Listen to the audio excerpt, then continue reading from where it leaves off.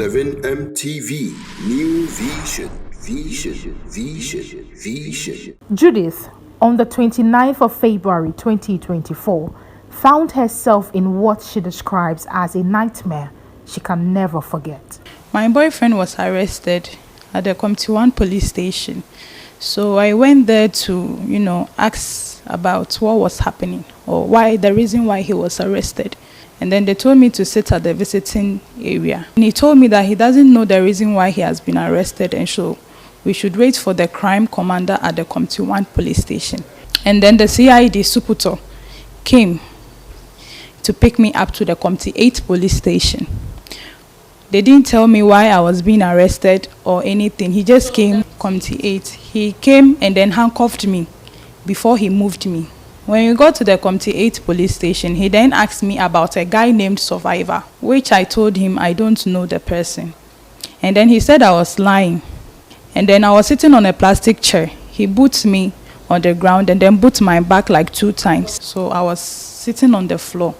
And then he put me again. And then asked me again if I knew the boy. And I told him that I don't know the boy. I've never heard of the name. He went to take the metal they use in their offices. Mostly, they used to create a hole in their books, placed it on my ear, and then asked me again about the boy. And then the laborer worker also came in and was like, I should say the truth, or else I would be sent to Insawum. And I told the laborer worker that I don't know the boy his boss is asking me about. Then he pulled the metal. He pulled it to my right side. So it was paining me, and then I was giving him my ear because he was pulling it. He clipped it, and then he pulled it.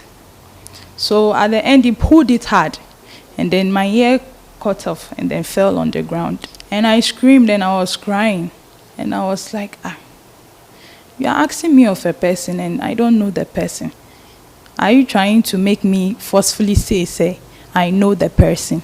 And then he was like, the person is a friend of my boyfriend, so I must know the person. So in the night, he came back and told me that there's some robbery that went on the 30th of January at the Committee 8 area, and that they stole a white van, and I was involved in that robbery.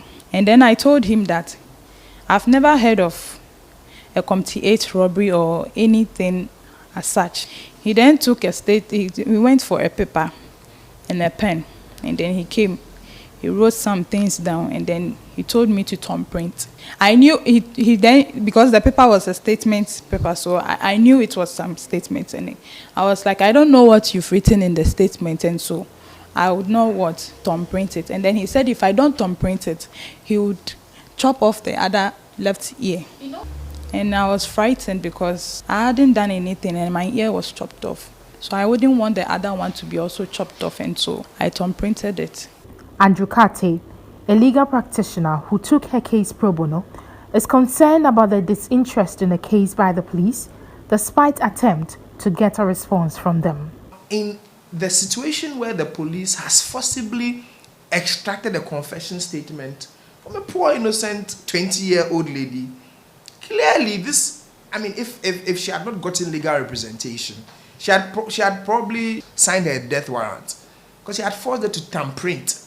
Maybe we need to keep re-emphasizing the need for them to see suspects first and foremost as human beings. And even worst of all, do not think that in your interrogation it is in your place to, as it were, exact punishment. Let me be clear. In the letter, I told the Inspector General that if we don't hear from them within 2 weeks, we will not fail to ensure that we assert our rights.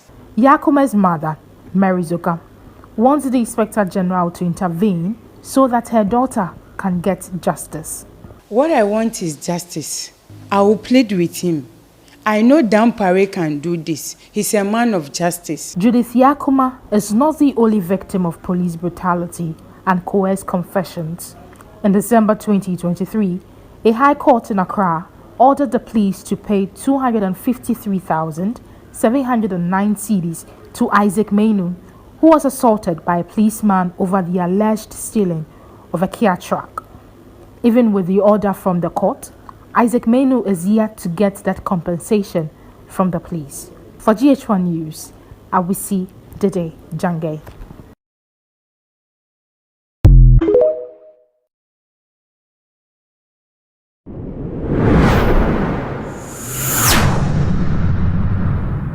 7MTV New Vision.